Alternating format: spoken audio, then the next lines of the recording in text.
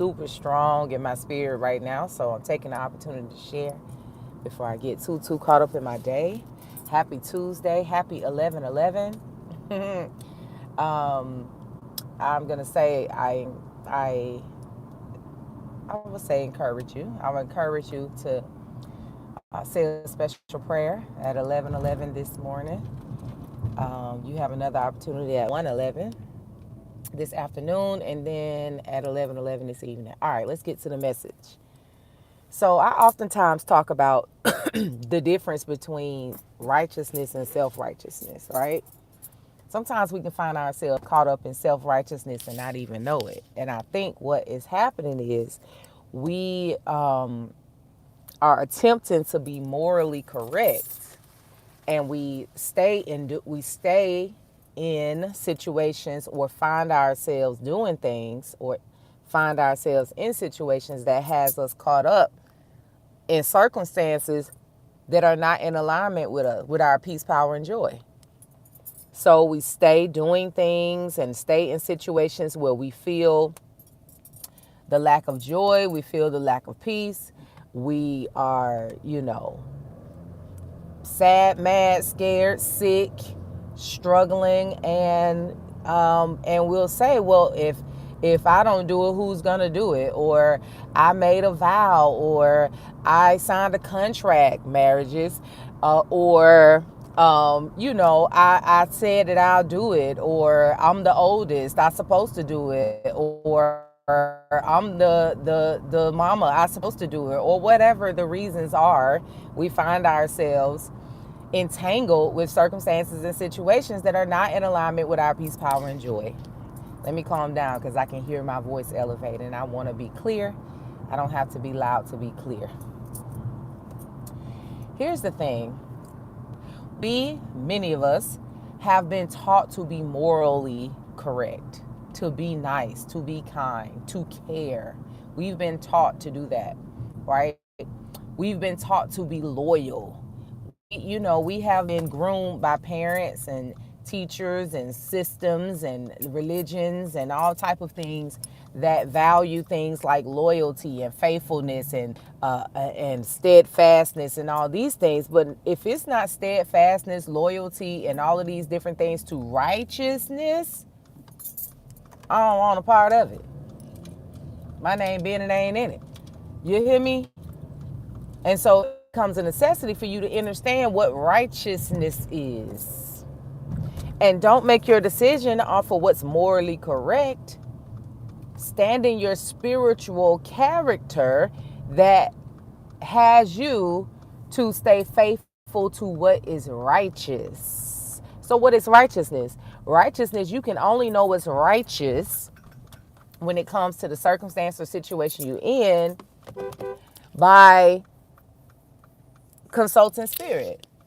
What's righteous is what is right for you. And you can only know what's right for you, what's right as far as in spirit and in truth, not according to your ego, not according to what you feel, not according to morale or what's supposed to happen or what you thought would happen or what's going to be more lucrative or what's going to be more safe or what's going to be more sound. No. What's righteous is what's right for you according to spirit and truth. According to spirit and truth. So we really have to cultivate our relationship with spirit. Cultivate your relationship with spirit. Cultivate the way you commune with spirit. You have to cultivate it. How do you cultivate it? By, first of all, growing in wisdom, knowledge, and understanding of spirit. Then, second of all, by spending time in spirit, spending time consulting spirit, being faithful with consulting spirit. You must be faithful with it. You must decide, I'm not going to do anything until I consult spirit about it. I'm not going to do anything until I consult spirit about it. Everything I do, I'm going to sit with myself. Breathe. That's invoking spirit, by the way. The breath invokes spirit. The breath invokes spirit.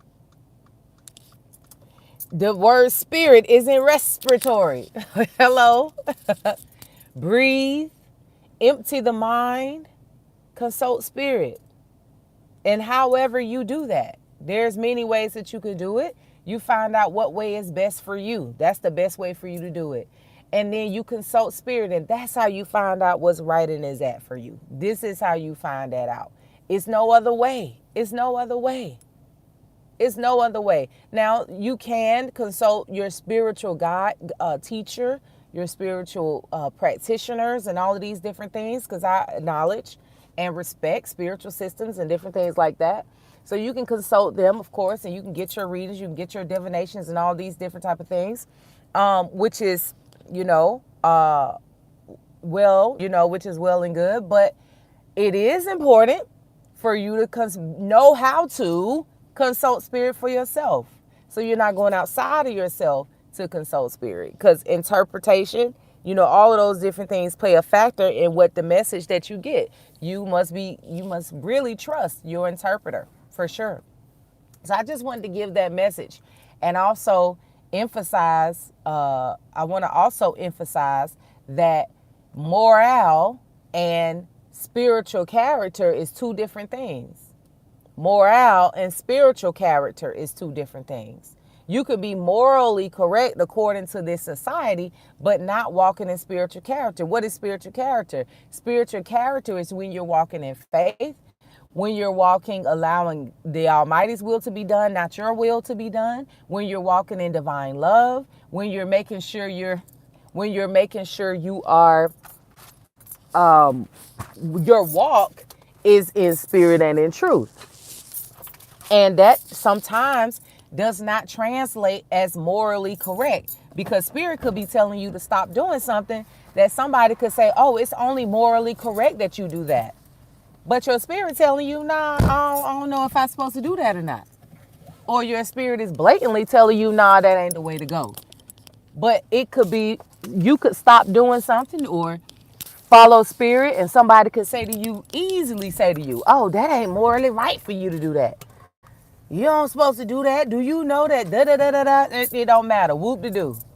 Whoop de doo. Real talk. We could find ourselves saying in situations, relationships, all type of things, circumstances, all of these things, because we're trying to be morally correct. We could find ourselves silent because we're trying to be safe. If spirit told you to speak, you need to speak.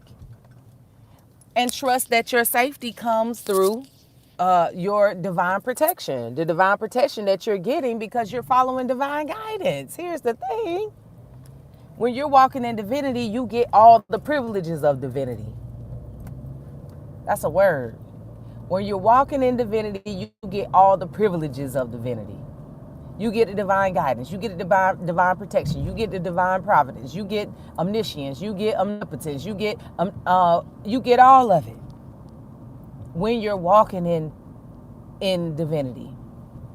There was one time I was in meditation, and it occurred to me, if you want guardianship, the only way someone can receive the privileges of guardianship is if you're under the guardianship.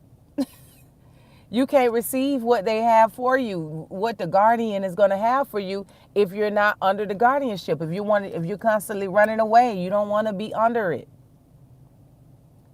So when you are under spirit and in truth, you get all the privileges of that, and it comes with all that you need. You need not fear. There's no need to fear. But that assurance comes from you making sure that you're walking in spirit and in truth. So, the title of this talk, I put, God is not the author of confusion. I could hear that all the time. I used to hear that all the time. And I won't go into the true meaning of that. But the thing is, when you are consulting spirit and you're under divine guidance, you will experience the flow, the ease, the grace, the mercy, and all that comes with divinity.